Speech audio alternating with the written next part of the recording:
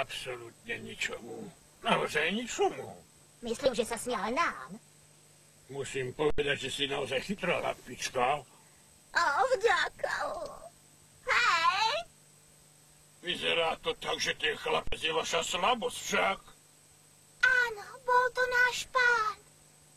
To je nádherné. A každú chvíľu by sa mohol vrátiť, nie?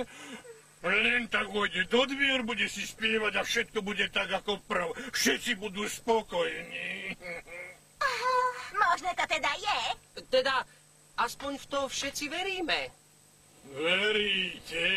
Tak vám asi niekto stojí na vedení. Prestaň sa do nás, starie. Zmizni. Teba sa tak zlaknem, detko. Čo mi urobí? Vysaj zo mňa vzduch? Čo sa vám všetkým porobilo? Chováte sa, ako by ste práve sliezli z fabrickej linky. Pochopte to konečne. Sme nepotrební, zabudnutí. On nás mal rád. To je pravda. No a? To je dieťa, má rodičov. Keď sa sťahujú, musí s nimi. Tak je to. Ale možno tam... Nevráti sa, to je isté. Vážne? Ty si s ním teraz niekedy hovoril, či čo? Môže prísť každú chvíľu. Naozaj si to myslíš? S tebou sa nikto nebaví. Áno, všetkým asi dochádzajú baterky. Sú to už roky, naozaj veľmi dlhá doba. No, ty si myslí, čo chceš, ale my neprestaneme dúfať. V skutku, dojemné toasty, dojal si ma až k slzám. Myslím, že žiarliš. Určite žiarlim na takých trúľov. Trúľov! Áno, pretože s tebou sa pán nikdy nehral. Lebo s tebou sa ani hrať nedá.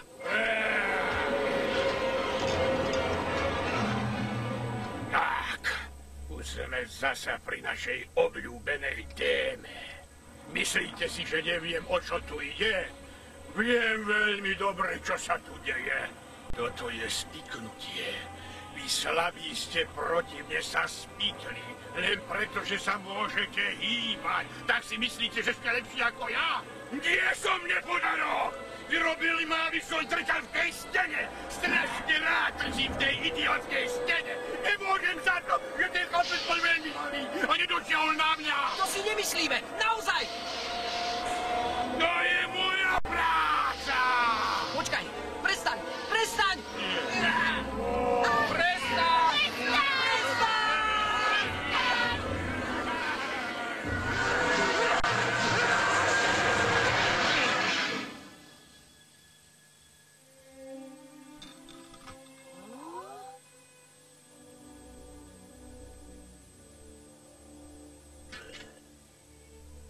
Chudák ventilátor.